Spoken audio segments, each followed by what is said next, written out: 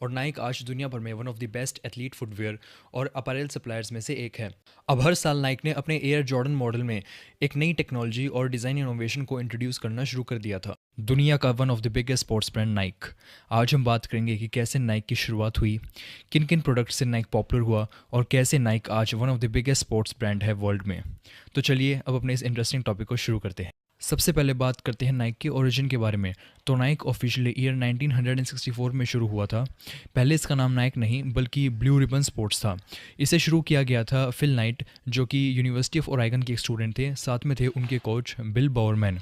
अब शुरू में तो फिल नाइट ने ये सोचा था कि जापान के जो हाई क्वालिटी के रनिंग शूज़ हैं उन्हें अमेरिका में सेल करना चाहिए। तो इसके बाद जो ब्लू रिबन स्पोर्ट्स ने जापान की जो एक कंपनी थी ओनित्सुका टाइगर, जिसे आप आज एसिक्स के नाम से जानते हो, उसके रनिंग शूज़ को अमेरिका में इंपोर्ट करना शुरू किया।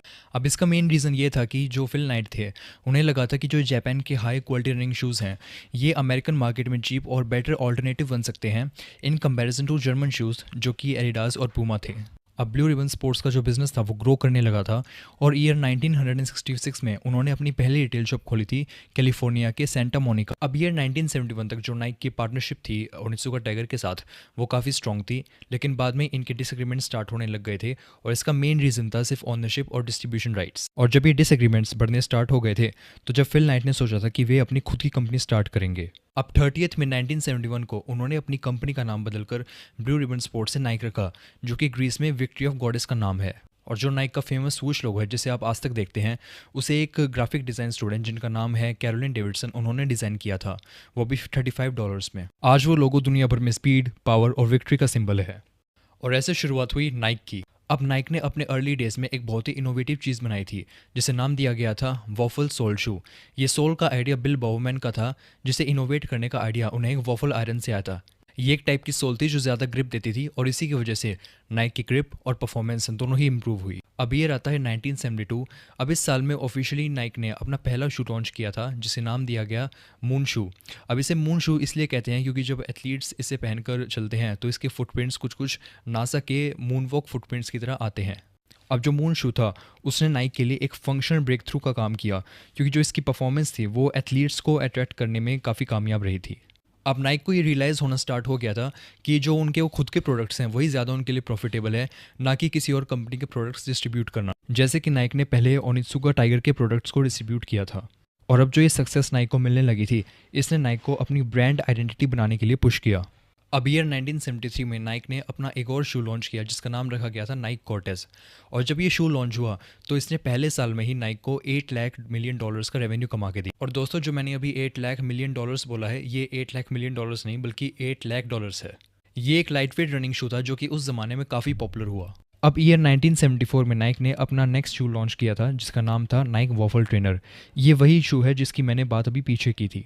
और जब ये शू लॉन्च होता है तो नाइक 1970s के यूएस मार्केट में पूमा और एडिडास दोनों का एक सीरियस कॉम्पिटिटर बन जाता है। अब इसके बाद ईयर आता है 1977, जब नाइक ने फॉर्मर नासा एरोनॉटिकल इंजीनियर के साथ पार्टनरशिप की थी जिनका नाम था पॉल रूडी। अब जो ये पॉल रूडी थे, इन्होंने एक आइडिया दिया। इनका आइडिया ये था कि जो शूज़ की सोल होती है तो शू की सोल के अंदर एक एयर फिल्ड कुशनिंग यूनिट डालनी चाहिए। ये था एयर सोल यूनिट, जो कि ठीक गैस से भरा हुआ एक फ्लेक्सिबल पॉड था जो कि शॉक को एब्जॉर्ब करता था। और ये जो आइडिया था ये किसी ने पहली बार एथलेटिक शूज़ में सोचा था और इस शू का नाम रखा गया नाइक एयर टेलविंड। अब जो ईयर 1978 की जो होनोलुलु मैराथन हुई थी उसके अंदर नाइक ने अपने टेलविंड शू को लिमिटेड रिलीज़ किया था और इसके सिर्फ कुछ ही पेयर्स बनाए गए थे, वो भी सीरियस रनर्स के लिए। अब रनर्स इसकी कुशनिंग और कंफर्ट से इंप्रेस हुए थे। फिर ईयर 1979 में नाइक ने एयर टेलविंड को ऑफिशियली लॉन्च किया था पूरे यूएस में और ये पहला शू था जिसमें नाइक एयर टेक्नोलॉजी का यूज़ हुआ था। अब जो ये शू था इसने नाइक को हाई परफॉर्मेंस इनोवेशन ब्रांड के रूप में एस्टेब्लिश कर दिया था। अब जो एयर टेलविंड शू था उसकी मार्केटिंग स्ट्रेटजी भी कुछ इस तरीके से की गई थी, the shoe that let's you run on air. अब एयर टेलविंड की सक्सेस के बाद नाइक ने और भी एयर टेक शूज़ लॉन्च किए थे, जैसे कि एयर मैक्स 1, एयर फोर्स 1 और जॉर्डन सीरीज़, जिसकी बात हम अभी आगे करेंगे। अब ईयर 1984 में नाइक ने NBA प्लेयर माइकल जॉर्डन के साथ एक एक्सक्लूसिव डील साइन की थी जो कि एक बोल्ड मूव था। अब जो ये डील थी वो $5 लाख पर ईयर के हिसाब से साइन हुई थी, जो कि 5 ईयर्स तक चली थी और ये उस टाइम पर एक रिकॉर्ड ब्रेकिंग रूकी इंडोर्समेंट था। अब इसमें नाइक का विजन जो था वो ये था कि एक ऐसे पेयर के साथ पार्टनरशिप करना जिसका इम्पैक्ट सिर्फ कोर्ट पर नहीं बल्कि कल्चर पर भी पड़े। अब ऐसे चलते जो नाइक की एयर जॉर्डन सीरीज़ है उसने अपना पहला शू लॉन्च किया था 1 अप्रैल 1985 को। लेकिन जो इनके शूज़ थे इसे एनबीए ने बैन कर दिया था। अब ये क्यों बैन हुआ इसके पीछे भी इसका रीज़न है। क्यों, ये जो शूज़ थे इनका कलर था रेड एंड ब्लैक कलर और ये एक ऐसा कलर है जो एनबीए के यूनिफॉर्म रूल्स को वॉयलेट करता है। लेकिन जो नाइक कंपनी है उसने इस बैन को भी एक मार्केटिंग कैंपेन में बदल के रख दिया था, क्योंकि अब जो ये शूज़ बैन हो गए थे अब ये एक बैन एड कैंपेन की तरह काम करने लगे थे, जिससे कि शूज़ की जो पॉपुलैरिटी थी वो ज़्यादा बढ़ने लगी। और ऐसे ही चलते नाइक ने हर साल अपने नए शूज़ लॉन्च किए थे जॉर्डन सीरीज़ के।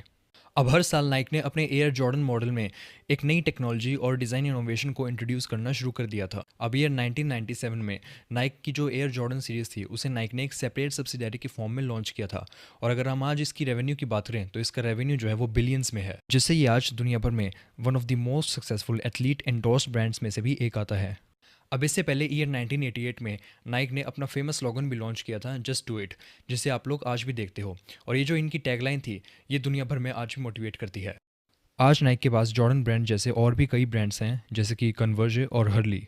अब जो कन्वर्जे ब्रांड था उसे नाइक ने ईयर 2003 में $305 मिलियन में खरीदा था। और इससे पहले नाइक ने हर्ली ब्रांड को भी एक्वायर किया था ईयर 2002 में। अब इसकी जो एग्जैक्ट डेट थी कि नाइक ने किस अमाउंट में हर्ली ब्रांड को एक्वायर किया था वो अवेलेबल तो नहीं है, लेकिन कुछ बिजनेस रिपोर्ट्स के अनुसार इसे 90 to 140 मिलियन डॉलर्स के रूप में माना जाता है। लेकिन बाद में हर्ली ब्रांड को नाइक ने ब्लू स्टार अलायंस को सेल कर दिया था। अब नाइक ने ग्लोबल स्पोर्ट्स कल्चर को तो शेप दिया ही है, लेकिन जो अब इसका जो स्लोगन है जस्ट डू इट, अब इससे होने वाले जितने भी कैंपेन्स थे और स्टार एथलीट्स की जो स्पॉन्सरशिप डील्स हुई थी इसने नाइक को एक एस्पिरेशनल ब्रांड भी बना दिया है। अब नाइक ने स्नीकर कल्चर को भी काफ़ी प्रमोट किया है, जिसके जो लिमिटेड एडिशन शूज़ हैं उन्हें लोग कलेक्ट करते हैं और जिसका रीसेल मार्केट आज भी काफ़ी बड़ा है। अब अगर नाइक के बिज़नेस की बात करें तो ईयर 2024 तक जो नाइक का एनुअल रेवेन्यू है वो $50 बिलियन से भी ज़्यादा का है। और नाइक आज दुनिया भर में one of the best athlete footwear और अपैरल सप्लायर्स में से एक है। अब आज के दिन जो नाइक है वो अपने प्रोडक्ट्स में नई टेक्नोलॉजीज़ का यूज़ कर रहा है, जैसे कि फ्लाइनेट जो कि एक लाइट वेट निटेड फैब्रिक है और एनवायरमेंटल सस्टेनेबल भी है।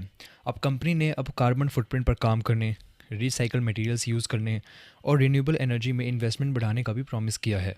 तो दोस्तों ये थी नाइक की कहानी, एक छोटी सी कंपनी से लेकर दुनिया के one of the biggest sports brand तक का सफ़र। दोस्तों अगर आपको ये वीडियो पसंद आई हो तो इससे ज़्यादा से ज़्यादा शेयर कीजिएगा और ऐसी और अमेजिंग वीडियोस के लिए मेरे चैनल को सब्सक्राइब कीजिएगा।